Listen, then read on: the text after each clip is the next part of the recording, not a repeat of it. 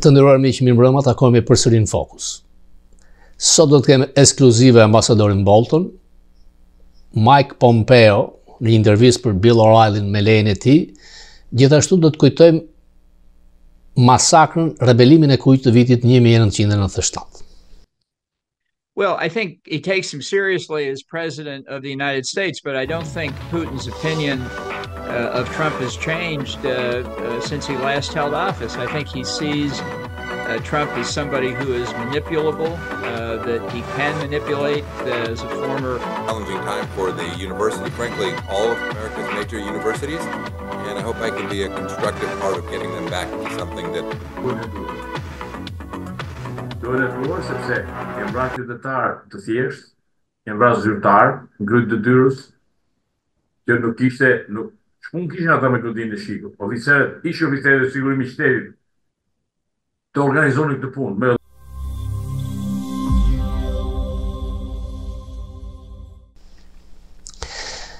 Ç'po ngjet në SBA?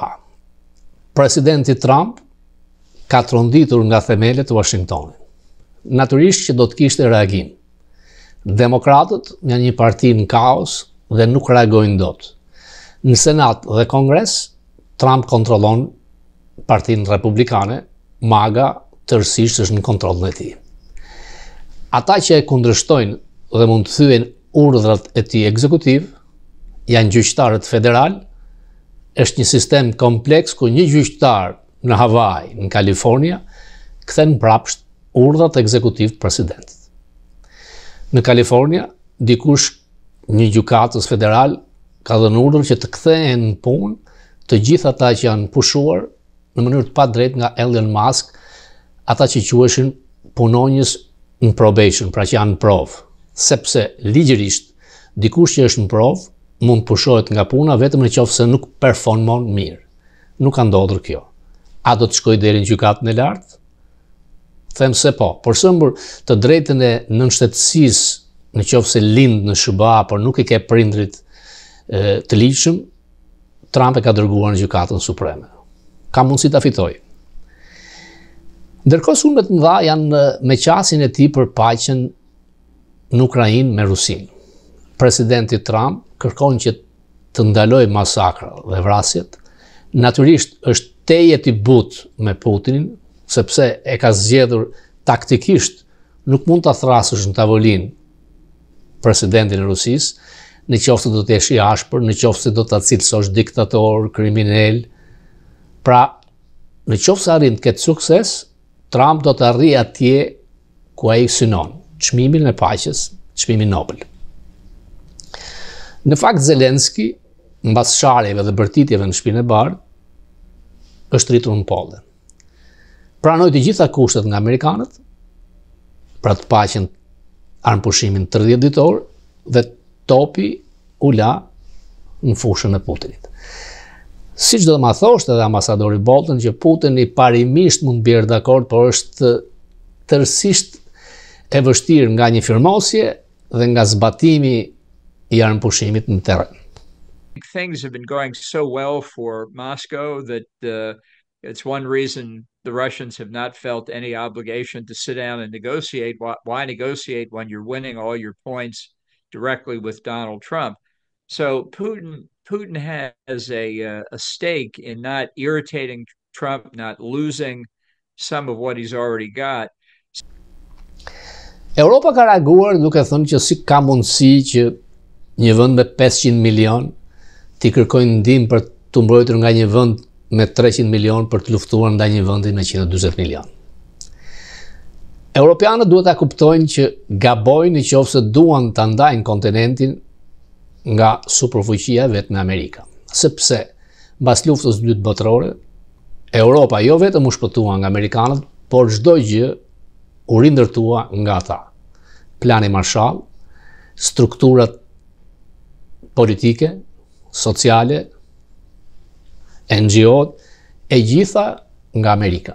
Miliarda, mbase triliona dollar. 80 vjet që Europa ka përfituar nga mbrojtja bërthamore, nga mbrojtja amerikane.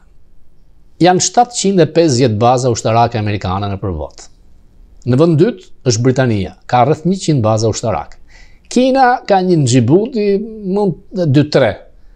Pra janë amerikanët me një kosto të madhe, buxhetit tyre të mbrojtjes, nuk po them të luftës, ndërkohë që euromjarët nuk kanë mbajtur premtimin që në 2014 për të patur 2% të GDP-s shpenzime ushtarake. BE-fas kërkojnë të dalin si forcë, por BE-ja nuk ka as forcë diplomatike, as forcë ushtarake. Nuk mund të kthehet në një rival ndaj Amerikës, sepse janë ndasitë e mëdha, nacionalizmi frank, anglez, gjerman, për të mos i dhënë mundësi një lideri për të bashkuar gjithë Europën. Kur është krijuar fillimisht, GDP-ja ka qenë e barabartë. Tani nuk është as 1/3, dhe Trump ka drejt kur thotë që BE-ja janë nga më të këqinjtë që përfitojnë nga ne, me tarifa, dhe Trump kërkon të jetë reciprok. Për shembull, kanadezët vendosin tarifa 300% për të mbrojtur produktet e tyre, qumshtin, mishin. Nuk ka asnjë bankë amerikane në Kanada. Makinat amerikane prodhohen në Kanada, pse të mos prodhohen këtu? Të njëjtën gjë bën Meksika. Meksika abuzon në mënyrë të tmerrshme. Meksika në kohën e Trumpit e kishte suficitin tregtar 20 miliard, 30 miliard dollar. E dini sa ka sot? 175 miliard dollar. Hyn fentanil pa hesap. Vetëm nga fentanili, nga shitjet e tyre, fiton rreth 20 miliard dollar. Vdesin 100.000-150.000 amerikanë. Por emitencat janë rreth 40 milion meksikan, thuhet, unë nuk e besoj, por fakti që Meksika ka 50 konsolata këtu tregon që ka shumë. Ata dërgojnë remitenca në mënyrë në dorë, pra nuk paguajnë takse 60 miliard tjera. Por paratë që marrin meksikanët këtu, një pjesë të madhe marrin nga ndihma sociale, nga shëndetësia e falet, pra cash në dëm të Amerikës dhe shkon dhe prapë nuk janë shtet miqësor. Nëse Trump vazhdon tarifet për 2 muaj, qeveria atje bie. I ka cilësuar grupet terroriste, kartelet, ka shumë drejt, sepse Meksika nuk është vend miqësor. Me Kanadan, natyrisht që mentalitet, në botë kuptim, civilizim, janë vende mik, nuk janë armiq, por ata kanë këtë disbalancën tregtare shumë të madhe në dëm të Amerikës, dhe Trump ka drejt që unë ju subvencionoj ju duke ju dhënë 200 miliard dollar në vit, duke ju mbrojtur, mbrojtjen bërthamore, dhe ju nuk shpenzoni as 1.2% shpenzime ushtarake? Jo. Reciproka. Ideja që thot do të jesh shteti 51, Trump e ka më shumë si deklarat bombastike, por është serioz me Groenlandën, është serioz me Panaman. Nga e nxjerr këtë. James Polk është presidenti 11 amerikan. James Polk njihet si presidenti që e ka zgjeruar më shumë me territori Amerikë. Trump mban pikturën e Reaganit në zyrën ovale. Reagan ka qenë kundër tarifave. Nixon ka qenë me tarifet. I ka kërkuar spikerit të Kongresit Johnson të t'jap një pikturë të Thomas Jeffersonit nga shtëpia e bardhë, me jepte një të James Polk. Dhe piktura e tij ka ardhur në zyrën federale. Pra, dhe duke e thënë që do të marrë Groenlandën në një takim ku ngjitur me të është sekretari i NATO-s, është serioz. A ka drejt ka? Sepse Groenlandën Amerika e ka patbler edhe me transakcione në kohën kur bleu Alaskën. Ishte një gabim, një injorim i Senatit që nuk e ratifikoi. Duhet i mbajmë jashtë kinezët dhe rusët. Groenlanda është më afër Amerikës se sa afër Danimarkës. Është më afër Washingtonit se sa Kopenhagen. Amerikanët donin ta vinë në vitin 1867, atë vit që ne blem Alaskën, dhe Rusisë, atje ja blem Groenlandën. Groenlandën ja blem nga Danimarka, por Senati nuk e ratifikoi këtë traktat të blerjes. Por kur ka qenë lufta e dytë botërore, Groenlanda është lutur presidentit Roosevelt. Eja na pushto të na shpëtosh nga nazizmi. Dhe kjo ka ndodhur. Marisët kanë luftuar, i kanë mbrojtur nga nazizmi, dhe është një bazë amerikane në Groenland. Në luftën e dytë botërore, Roosevelt i dërgoi maricat në Groenland për të mbrojtur varganin e anijeve Franklin Roosevelt ushtarake put Marines në and Coast Atlantikun Guard on Verior. Greenland because of the Askush nuk North duhet ta Atlantic nënversojë se sa rëndësi So ka nobody Groenlandi. should underestimate Do të jemi how lumtur që ta important kemi Greenland is. sovranitet të plot ndaj I would be Groenlandit. happy if Nuk we është e got full mundur, sovereignty por over ka rrugë të Greenland. If tjera that's not possible, though, që të there rrisim are other sigurinë ways to Commonwealth. protect Amerikës, mund të jetë një American Commonwealth. security interest. Por Exactly. Groenlanda ka 50.000 vet me mira rinj polar, si sot Bill O'Reilly, dhe disa ushtar amerikanë në këtë bazë. Mjafton të rritet numri i bazës, mund të ketë modalitetet ndryshme, asociacion, 100 vjet me rend, por në anën strategjike Trump do të arrijë. E njëjta gjë në Panama, dhe rubla ka qenë e suksesshëm kur kompanitë kineze me bazë në Hong ja kanë shitur aksionet amerikanëve, pagonin deri $1 milion anijet për të kaluar aty. Pagonin dhe anijet ushtarake. Një kanal që është ndërtuar nga amerikanët. Pa sens dhe kjo. Te këta But he has no philosophy. He has no national security grand strategy. He doesn't do policy as we conventionally understand that term. With him, everything is transactional, episodic, ad hoc, and seen through the prism of what benefits Donald Trump. So he has said many times he sees foreign policy as being equivalent to the relations between the heads of two governments. So if he has a good relationship with Vladimir Putin, he thinks the U.S. has good relations with Russia. Now, I'm not dismissing the role of personal relations in international affairs. It obviously has a place, but that's not how Putin sees things. He has a pretty clear-eyed view of what he thinks Russia's national interest is, and he thinks he can manipulate Donald Trump. Trump thinks they're friends. Putin sees Trump as an easy mark. Trump just doesn't get it.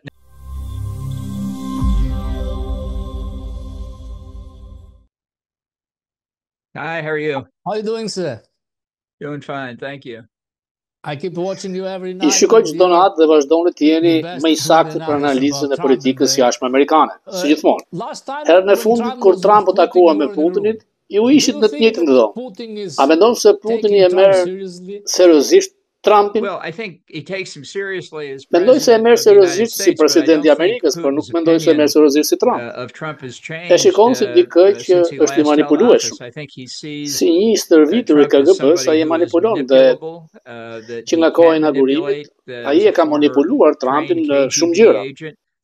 And just in the past few weeks since Trump's inauguration, I think he's done a number of things to manipulate him on Ukraine. For example, Gjatë fushatës, Trump tha se nëse do të kishte qenë president, nuk do të kishte pasur kurrë luftë në Ukrainë. Dhe Putin i tha para disa javësh, jam dakord me presidentin Trump, po të kishte qenë presidenti Trump, Ukraina nuk do të kishte shkuar në luftë. Then he released American hostage Mark Foley. Then Lukashenko in Belarus released another. Pra ishte mësuar ta manipulojë dhe ka funksionuar shumë lidhur me Ukrainën. Putin has learned to move Trump in Russia's direction, and it's been working very well on Ukraine. Now, conversely, if Trump kur ka marrëdhënie të këqija me drejtues të ndryshëm botës, mendon se janë marrëdhënie të këqija me atë vend. Fatkeqësisht kjo për Ukrainën, pra telefonatën e keq shtator të 2019-s, ku përplas Trumpi me Zelenskën dhe Trump nuk e harron. Ajo që duket, Trumpi e ka kthyer mbrapsht pozitën amerikane në lidhje me Ukrainën. Pa filluar negociatat, ai ka planuar që nuk do të ketë kthim të integritetit toksor. We've seen play out over the past several weeks. So it is a fact that Trump has basically reversed the U.S. position, saying even before negotiations begin, there will not be a full restoration of sovereignty and territorial integrity, no NATO membership, no NATO security guarantees, no U.S. security guarantees. You know, these are all Kremlin positions. The only unhappiness in Moscow these days is that they didn't ask for more because they might have gotten it. So it's a hard place to be. I do think that the debacle in the Oval Office was a manifestation that Trump just doesn't like Zelensky. And now I think we're seeing an effort by Secretary of State Rubio and National Security Advisor Waltz to try and bridge this over and get things back on an even keel. And I think the agreement in Jeddah not necessarily to Ukraine's advantage, but clearly necessary to get a resumption of U.S. military. Duke se politika jashtme e Amerikës është kthyer kokë poshtë. Apo mbaron paqja amerikane, Pax Americana? Foreign policy is upside down for the United States. Nuk ka asnjë dyshim për këtë, ashtu është. Trumpi është një devijim, por unë nuk mendoj që qëndrimi i politikës në Ukrainë është ajo që mendojnë shumica amerikanë. Ai është kthyer 180 gradë. Amerikanët nuk mendojnë kështu. Nuk mendon pra Partia Republikane, jo vetëm për këtë, por edhe për dëmin që po e bën NATO-s apo me politikat e tarifave. Është diçka që nuk përfaqëson një strategji koherente për asgjë. Strategy to much of anything, but por është një erozion, po gryen besimin në aleancë. Nuk dua që ti nënvlerësoj dëmet, por një president me një term nuk mundet që ta çbëjë aleancë. Kërcënimet e Rusisë dhe Kinës do të mbesin. Njerëzit duhet ta kuptojnë këtë. Ai mendon se ka Putinin shok dhe shoku miku të thotë gjithë të thon vërtet. Siç tani Helsinki që ai beson Trumpit, por nuk i beson komunitetit të inteligjencës amerikane. Lidhur me rolin rus për zgjedhjet e 2016, shumë tronditse për amerikanët që ai thoshte këtë gjë. I just think that it's important to try and work. Pra, a beson ndaj miqve dhe shokëve apo deep state? Ky është mentaliteti i Trumpit. Duhet të mundohen që të flasin me Trump për të pasur një lloj mirëkuptimi. Ai shikon çdo gjë personale, nuk ka një centralizim të politikës jashtme prej tij. Dhe nuk ka asnjë strategji mbas asaj që bën. Mbështetësit e tij thonë që ai punon, luan shah 3-dimensional. Ai luan shah vetëm me një lëvizje. Një lëvizje në kohë, kaq. Ka teori që ai ka qenë rekrutuar nga rusët vite më parë, por nuk kanë parë një fakt ta provojnë këtë. Dhe mendojnë që sjellja e tij mund të shpjegohet në mënyra shumë më të thjeshta se kaq. Mënyra se si unë kam përshkruar Trumpin është mënyra se si ai vepron në bazë ditë, çdo ditë çfarë bën. Nuk ka një pamje të madhe, një agent të fshehur. Më kanë thënë që ai kur drejtonte biznesin e organizatës Trump, ai nuk kishte një plan ditor, shkonte në zyrë dhe çka do dalë sot. Kështu funksiononte. Kjo mund të funksionojë për real estate Manhattan, po jo në politikën ndërkombëtare. Trump is still that same person.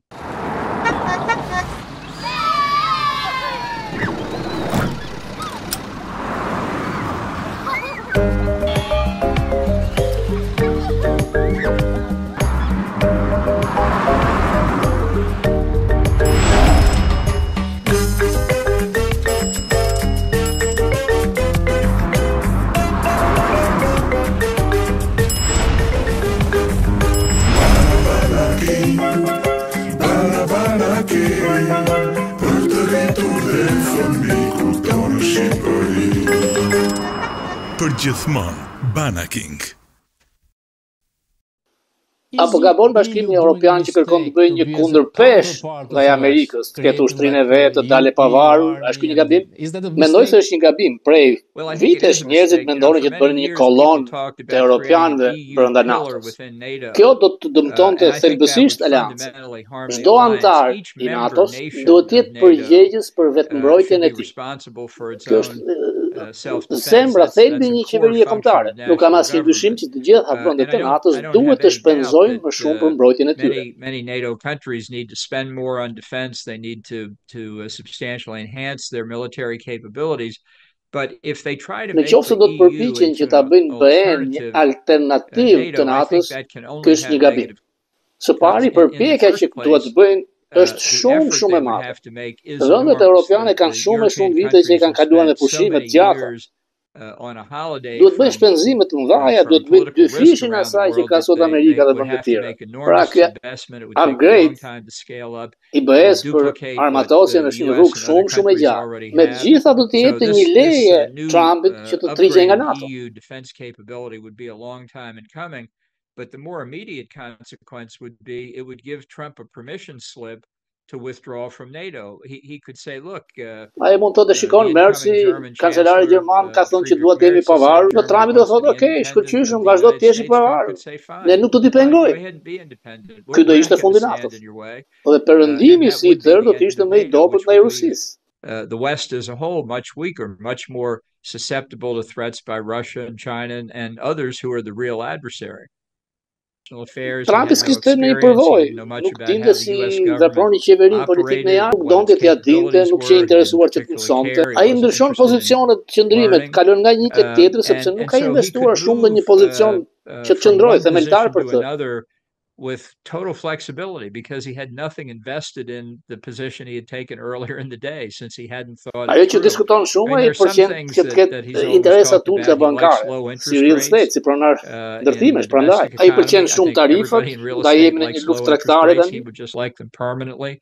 He obviously likes tariffs, that's why we're in the nascent trade war that we're in now. Në politikën e jashtme, përveç aty në lidhjeve e fiksimeve me disa drejtues botëror, ai nuk ka asgjë fikse në qendrim të tij, asgjë. Mund të nisë një ide dhe praktikisht më një herë. And so sure he could adopt ideas and Te libri im, unë kam thënë që 1000 vendimet që ai mori mund të jenë si 1000 pikë me një archipelag të madh që nuk e bashkon dot. You could take them all, put them together and they were like a big archipelago of dots out there.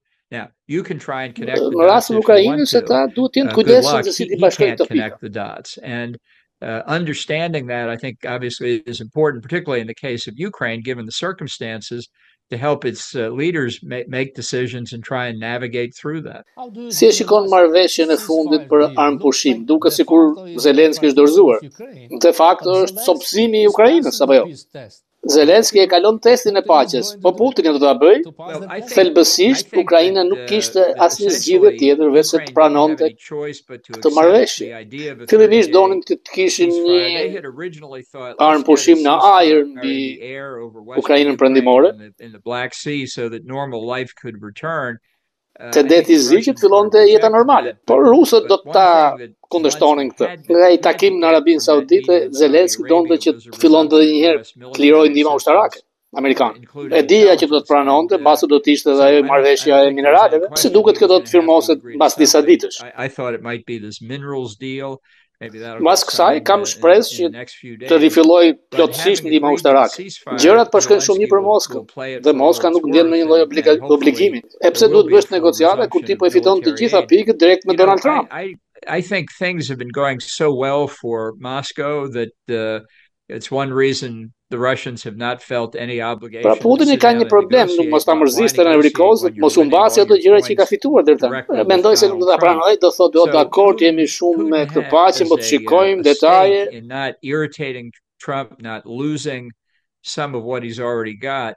So I don't think there'll be an outright rejection of the ceasefire idea. I think it will be we absolutely agree there should be a ceasefire for 30 days. Ato që vinë nga Moska tregojnë që ata nuk janë të interesuar në armëpushim.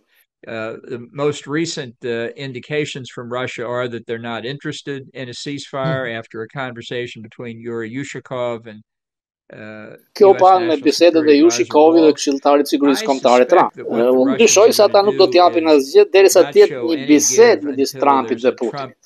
Dhe Putini mendon që do të jetë diçka e favorshme. I think that's where Putin thinks he's most likely to get an answer that he thinks is favorable to Russia. How about Kosovo? Diçka për Kosovën. Donald Trump Jr. ishte në Beograd takoi Vučić. Është një mesazh që këta janë pro-serbistë. Ata nuk mendojnë me terma politike. Trump nuk mendon, as familja e tij nuk mendon. Ata mendojnë për pazare investimesh. And the Trump organization, Jared Kushner, have been talking to Belgrade about Organizata e Trumpit përmes Kushnerit ka folur prekosh me Beogradin për investime atje, hotele, kazino, thuaj ti çfarë duash. Unë mendoj se nëse dikush në Kosovë do ta ftonte në një mundësi për të bërë një kazino atje, ai do të shkonte. Është thjesht interes për dollar, asgjë më tepër se kaq. Çfarë është mirë për Kosovën, për Ballkanin, të jetë në ndikimin amerikan apo në ndikimin evropian? Nëse ne jemi në Francën dhe Gjermaninë, mendoj se ne kemi humbur. Ndaj përplasjet midis BE-s dhe NATO-s janë shumë të rëndësishme në këtë pikë, se gjërat mund dalin jashtë duarve. Nëse njerëzit popujt në Europën Perëndimore do të shikonin atë pamjen më të madhe, ata do ta kuptonin që të jesh antar i perëndimit si diçka e përgjithshme është shumë e rëndësishme se të jesh pjesë e BE-s. Ne do të kishim gjetur rrugë që të kishim marrëveshje për tregti të lirë midis Amerikës dhe Bashkimit Evropian. Ata do të kishin, evropianët të kishin atë NATO-n si mbrojtje të perëndimit. NATO is the military arm of the West. E kemi flakur këtë lloj, Trumpi këtë e ka flakur tej. Ai po bën atë që sovjetikët donin gjatë luftës së dytë që ta përçanin perëndimin.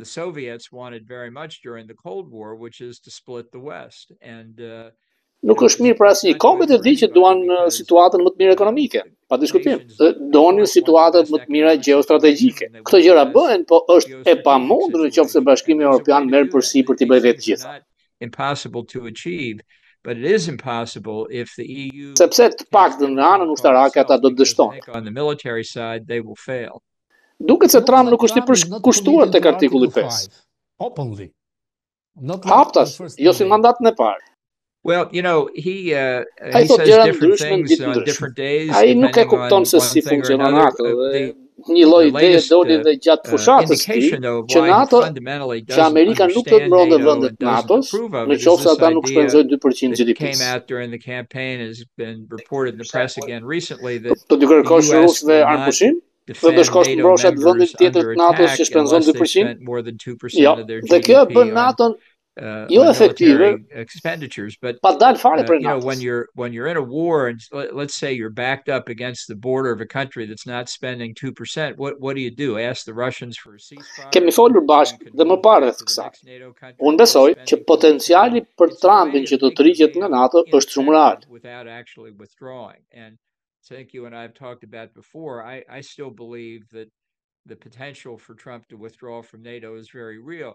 But there's also no doubt he can do substantial damage. Mund të bëj dëm shumë të madh sa tërheqja të ketë një formalitet.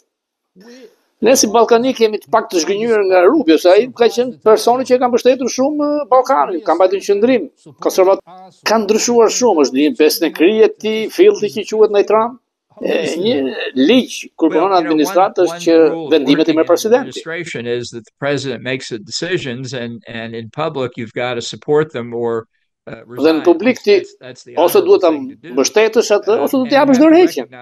Mënyra e ndershme ta bësh. Duhet ta dish që jo çdo vendim do të shkojë sipas mënyrës tënde. Nuk e dim pra me Rubio dhe Waltz. Dhe Waltz ka qenë shumë i ashpër për Ukrainës. Waltz who was also I think pretty strong on Ukraine. Apo e nxisin Trumpin që të lëvizin në një drejtim tjetër, dhe po dështojnë, apo janë thjesht duke thënë po zotëri. If it's the former, then give them. T'japim pak shans sepse nuk dihet, shumë gjëra po ndodhin. Është e vështirë të thuash se kush ka ndikim apo nuk ka ndikim ndaj tij. Po çdo njeri në pozicionin e Rubios do të t'i thotë vetes se deri ku do të kalojë integriteti i tij personal. But everybody in a position like Rubio's at some point has to ask themselves whether their own sense of personal integrity is such që të mos thonë gjëra që ata nuk i besojnë. And again, we're moving. Është ende shumë shpejt që të konsiderosh një dorëheqje. Më lidhur me gjendjen e Ukrainës dhe unë jam i surprizuar me gjërat që ata kanë thënë. In which to be considering resignation, but honestly, given the significance of Ukraine as an issue, I'm surprised by the things that both of them have said, and we'll see how much longer they keep saying them. Mandatin e parë kishte shumë rrjedhje nga shtëpia e Bardhë, nga njerëz të kabinetit. So far, less than 2 months in, but so far there really have been relatively few. Për 2 muaj ka pasur vetëm pak rrjedhje, realisht. Se sa gjatë do të zgjas, nuk e di. Po të shikosh tek përzgjedhja e kabineteve dhe njerëzve rreth tij, cilësia që ai kërkon nuk është besnikëri, po si skllavëri ndaj tij. The quality that comes through over and over again is that he wants not loyalty from his subordinates, but fealty. He wants yes men and yes women. Qualifications, experience matter less to him than this issue of fealty. And that's very dangerous. Trump wouldn't understand this, but the detyra e këshilltarëve nuk është që ti bëjnë fresk, por t'i japin mendim, opsione. Detyrën time si këshilltar i sigurisë kombëtare, unë duhet t'ia bëja të mundur që ai të kishte të gjithë informacionet për të marrë një vendim. All of the pertinent information in front of him and knew what the range of his options were. He was obviously going to make the decision. Sepse ai do të marrë vendimin. Por shpresa është për pjesë të procesit ai të marrë një vendim me bazat reale. Në qoftë se rrethohesh nga jesmen, ato do të thotë vetëm jo, nuk do të ketë asnjë përfitim për presidentin. They're just going to say yes sir when the president speaks, and he's not going to have the benefit of that fuller scope of information. A jeni surprizuar nga Elon Musk, duket se ai po kontrollon çdo gjë në shtëpinë e parë. Is that normal? Well, it's certainly nuk është normale, nuk ka pasur një rast të tillë më parë. Ka pasur njerëz nga jashtë qeverisë që kanë qenë shumë ndikues. Conall Halsi me Wilsonin për shembull, Beru me Rooseveltin, por jo në këtë gjendje sa ka Elon Musk. Njerëzit spekulojnë se lidhja e tyre nuk do të zgjasë për jetë. Musk relationship can't last forever, and that's certainly true. But in recent days, I think. Por ditë të fundit kompanitë e Muskut kanë marrë një rënje shumë të madhe drastike. Do vi një kohë që ata anëtarët e bordit të kompanive do thonë Musk u argëtove shumë në Washington, hajde merru me kompanitë. Aren't going to say, okay, Elon, you've had your fun in Washington, now come back and run the businesses and look after the best interest of the shareholders. That may come sooner than people think. Pse Trump është kaq shumë i butë me Putin? Ti kujton takimin e fundit se ishte atje. Pse? Why is this so? Is there a reason or? Well, Trump thinks he's friends with Putin. Trump mendon se e ka shok Putinin, por nuk është kjo që Putini mendon. That he knows how to manipulate him, as we just discussed, and he's been doing it. But Putini shikon se diçka shumë të lehtë ta manipulojë. E diskutuam sepse ai di se si ta bëjë.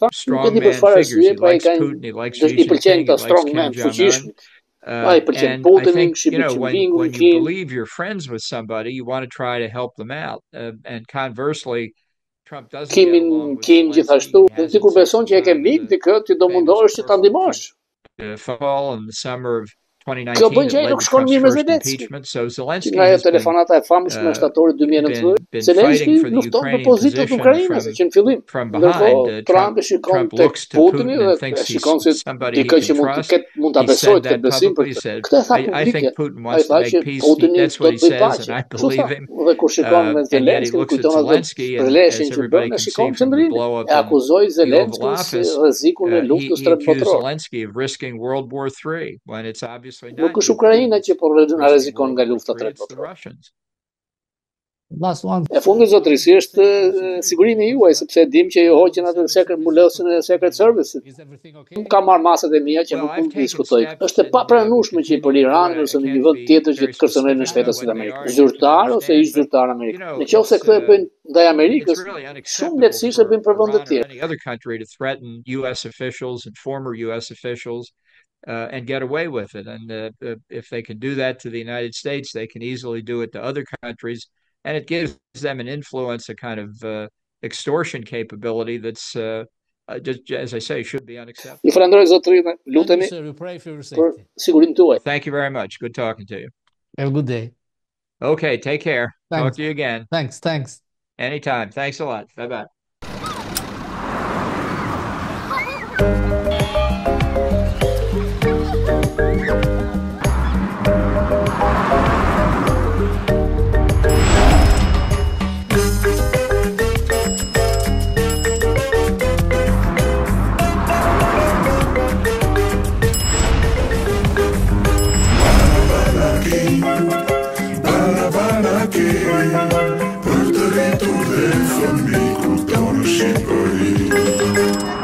Për gjithmonë, Banaking. Wall Street dihet që nuk është dashamirës me Trumpin, po Wall Street nuk prodhon një gjë. Aksionet janë pasqyrimi i besimit i të gjithë aksionerëve, edhe ai të thjeshtit ndaj investitorëve të mëdhenj. Por muaji i parë inflacioni ka qenë 2.5% ka rënë. Punësimet kanë qenë mirë, a është kjo meritë të Trump apo mbase ditët e fundit administrata Biden kishte filluar diçka pozitive? Nuk mund të thuhet. Por ekonomia nuk është drejt recesionit. Problemi me Trump është se njerëzit e tij nuk shpjegojnë tarifat siç duhet. Tarifat duhet të jenë reciproke. India vendos 150%, tarifa ndaj prodhimeve amerikane. Japonia 100%, 200%. Gjermania për makinat amerikane, nuk lejon të hynë makinat amerikane në Gjermani. Këtu, Volkswagen e ka mund, Mercedes hynë, po paguam diçka nga Trump, një $5.000 më shumë. Tarifat në fakt janë si një taks. Se Trump këtu nuk, tani nuk them e kupton se kupton, por nuk e ka shpjeguar si duhet. Është importuesi ai që paguan. Qofse unë importoj një mall $100 nga Kanadaja, do paguaj 125. Shteti merr këtë 25%, pra janë të ardhura në buxhet. A single thing. In the end, though, how I think this ends up, the call it face saving, call it what you will. I think he wants to be back in the global world, his economy back connected to the global international system. There's the solution, is that you find a mechanism by which to permit Russian activity back in the economic system. We rebuilt Japan, right? There's a long history. When these wars end, we allow these economies, the people of those countries, to engage in the world again. That's what I think Putin desperately needs for his own political stability back home, but also that's the ticket to give him something to say, look what I got us back. Yeah, but if you give him that ticket, you got to have European peacekeepers in there. So you've got to give the Ukrainians some assurance. I mean, Trump was smart not to sign a document saying Putin breaks the ceasefire, the United States is going to go in with troops. You can't do that. But you can negotiate a deal where the UN or the EU would put, and you call them rebuilding, security to rebuild. And it'd be good if Putin kicked in a couple of billion too, which he'll make easily by, having the sanctions lifted on the oil stuff. So you know Putin pretty well. A lot of people just think that he is some kind of crazy guy. I don't see him that way. I just think he's flat out evil. Not crazy. And I've been criticized for saying he's actually pretty shrewd. And while he screwed this up, he thought he'd get to Kyiv. He thought he'd get victory on the ground. Terrible strategic mistake, no doubt about it. He's not crazy. He is evil, and the rationality flows from that.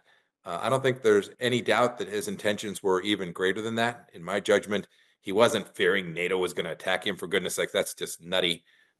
He was trying to begin the revisit of something greater for Russia. Yeah, just like Georgia and Belarus. Exactly. He was trying to duplicate that. That's it. And he did.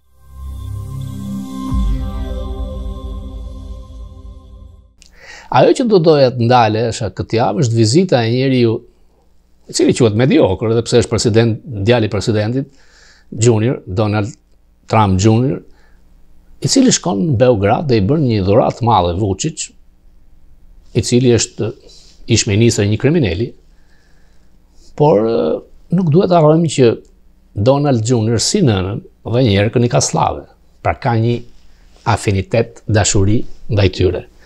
Siç do të ma thoshte ambasadori Bolton që ai shkon për biznes, është thjesht transaksione, ai, Kushner, por dhe presidenti.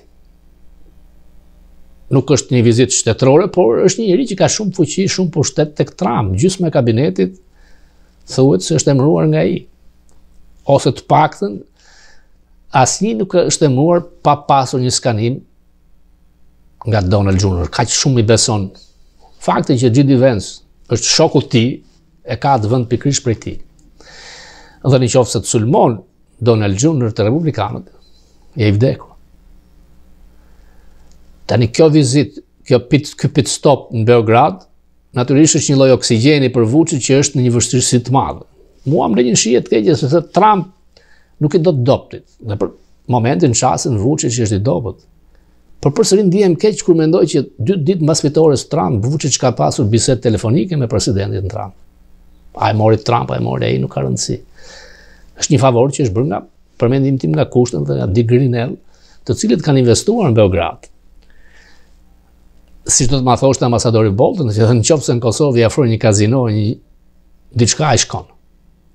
Pra, duhet ditur sjellja ndaj tyre. Nuk mendoj se do të na dëmtojnë.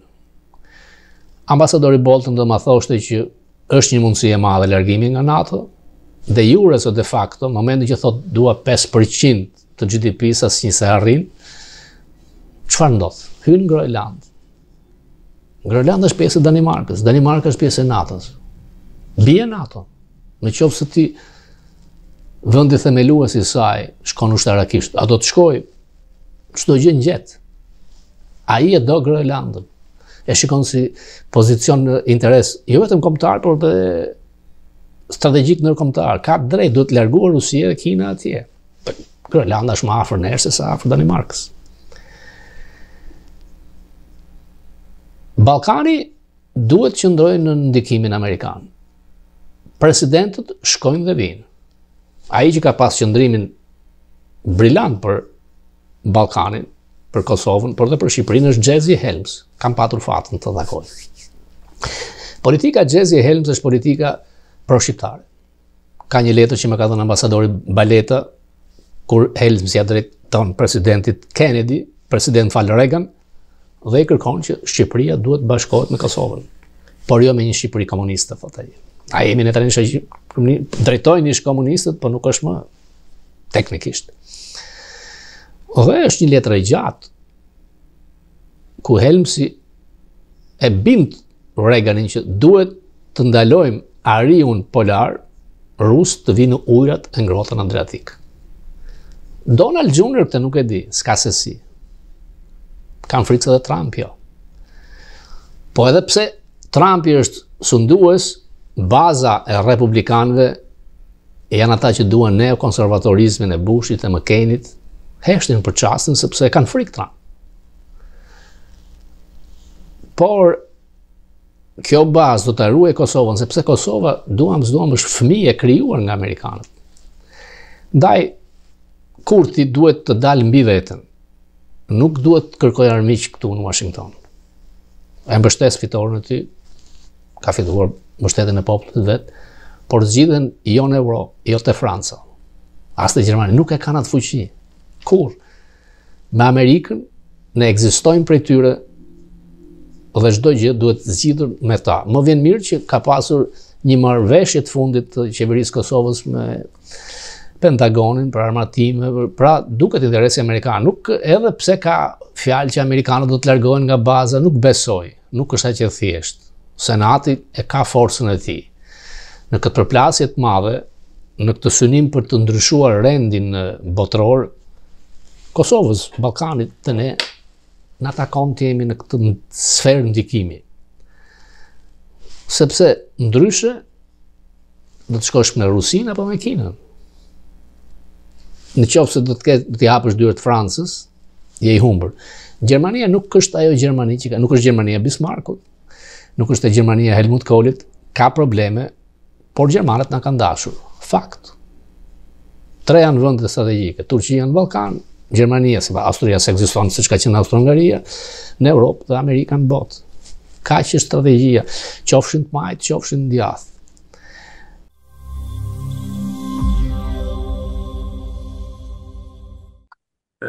Organizatat sorosiane janë zbardhur dhe kanë dalë si organizatat civile dhe në ato kanë filluar në këtë lloj mënyre. Dhe mënyra e parë ka qenë, ndoshta e kam thënë dhe një tepër do ta përsëris, ka qenë pranë Partisë Socialiste ishte një blok që paguheshe 5.000 lekë dhe mas këtij revolucioni të paguheshe 50.000 lekë. Kjo është forma e parë që u shfaq dinamika. Si ata gjatë luftës që shkonin tek tregtarët në Tiranë, jepshin dhe faturat. Po, në atë kohë nuk më besoj kush, se kujtu se ne e kemi shpikur dhe sepse disi informacioni ishte shumë i fuqishëm. Pastaj ti morëm ngjarjet në radhë. Edhe shumë shkurt do t'i përshkruajmë këto.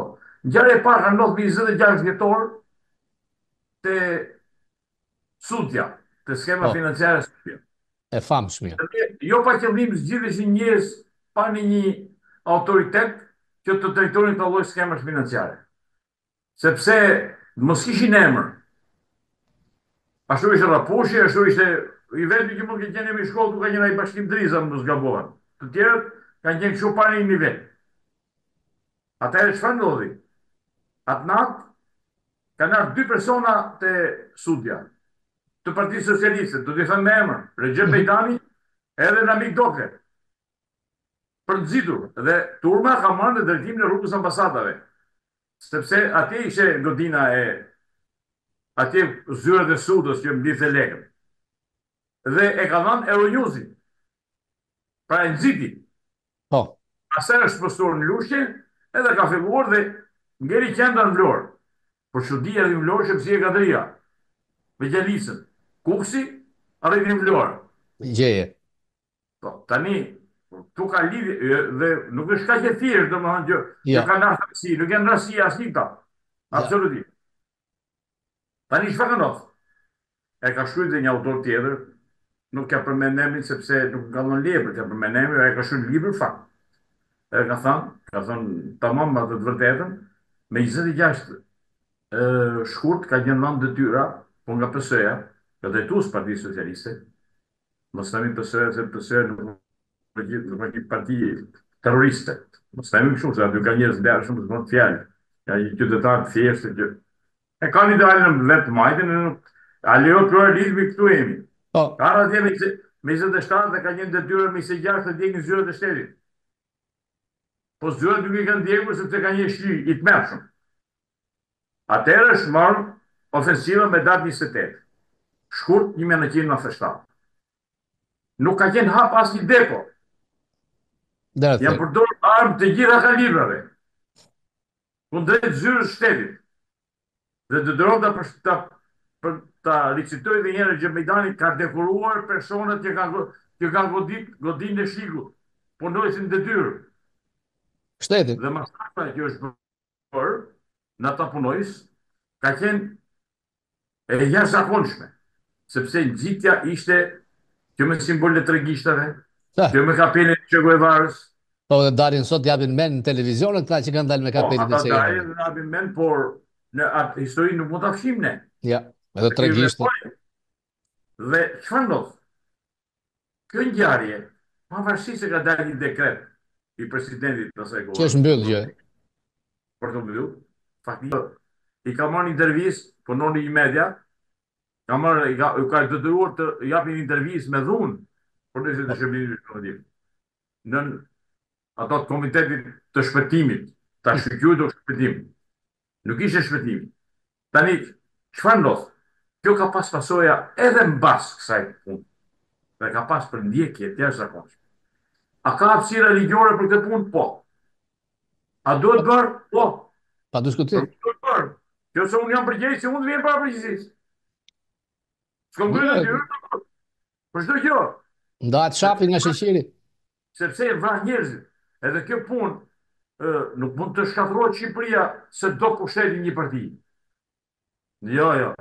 Nuk mund të shkatërrohet. Edhe tani që bëhet, të dalë ke tanishmja. Çfarë ndodh? Ora për ku i ruajmë zgjedhjet ne? Kush na i vjedh zgjedhjet ne? Për ku i do t'i ruajmë? Ne zgjedhjet do të na ruajë qeveria, ne ruajmë zgjedhjet nga qeveria. Pa ka logjikë kjo? Nuk shkon.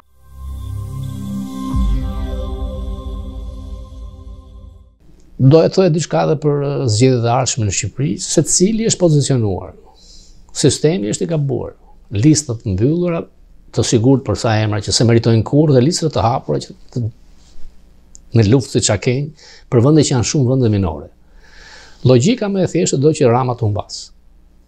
Logjika më e thjeshtë nuk e nxjerr Ramën më shumë se 45%. Ai e di.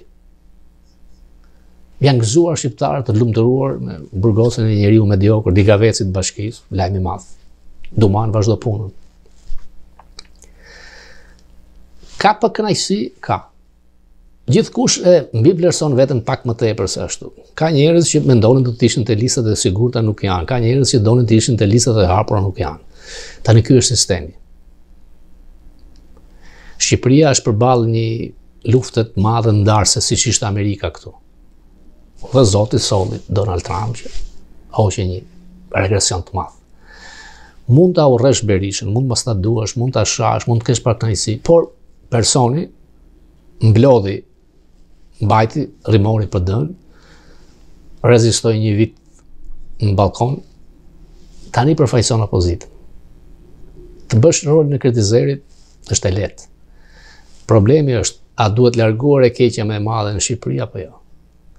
Në qoftë se ai votuesi thjesht, sepse te votuesi është mendon këtë, zgjidhja është e thjeshtë. Në qoftë se ai vjet votat, atëherë do të hyn loj la civita ose la civita si i thonë, që duhet të paguar jo pak. dhe duhet bëjmë shumë. Rama përfaqëson një parti kriminale. Ka lidhje me krimin, kontrollohet nga ta. Ka probleme me drejtsinë në Shqipëri, ka probleme me drejtsinë këtu. Nuk e kalon aq lehtë. A do të marrë lapaj, shehej dhe shehej, mirë do të ishte të merrnin, të kafshonin, që të mos linin në arrogant dhe vazhdimin e autoritarizmit të Shqipëri. 12 vjet kryeminist, 11 vjet kryetar bashkie, kush je ti? Me një arsim të cunguar, në një kohë kur me mira vet kanë shkuar si emigrant jashtë, kanë investuar me PhD, me doktoratura, pra me mastra, kanë tentuar e nërvatur të bëjnë biznese, këta i duan Shqipërisë. Rama i çmendur në Facebook, i zbrazët, pa ide vetëm për të vjedhur në mënyrë masive, kanë kaluar kullat 100 katëshve tani. Pastrim, levatriçe parash pa. Unë jam nga i grupim njerëzish që janë kundra të keqes. Uroj që të gjithë miqtë e mi të jenë kështu. Për Shqipërinë fitore do të ishte të largoj Rama. Sepse ka shkuar në një pikë që nuk mban. Ideja që ka bler Kushnerin, që mund blej një vizitë në shtëpinë e Barë, është tronditëse, do të ishte zhgënjuese. Nuk besoj se do të ule niveli amerikanëve në këtë pikë. Sepse kemi një aleat, Rubion, që e një mirë gjendjen, antikomunist, por dhe Trump vetë që ka alergji vetëm nga fjala socialiste, me fakte. Dhe ideja është që njerëzit e tij janë hedhur në Europë për të ndihmuar djathtën evropiane. Janë paguar $100 milion, Paul Manaforte